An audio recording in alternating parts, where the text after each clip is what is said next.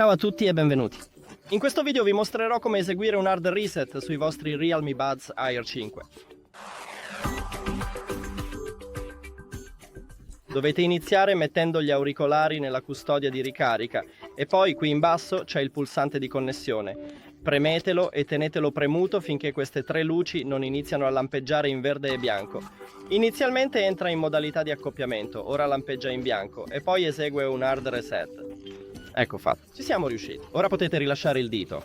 Per rimuoverlo cliccate sull'icona info o impostazioni, poi dimentica dispositivo. Dimentica il dispositivo. Su Android clicca su abbina nuovo dispositivo. Gli auricolari entreranno subito in modalità accoppiamento, quindi selezionali dall'elenco. Fatto, grazie per aver guardato. Se lo avete trovato utile vi invitiamo a iscrivervi al canale e a lasciare un like al video. Per noi è davvero importante. A presto.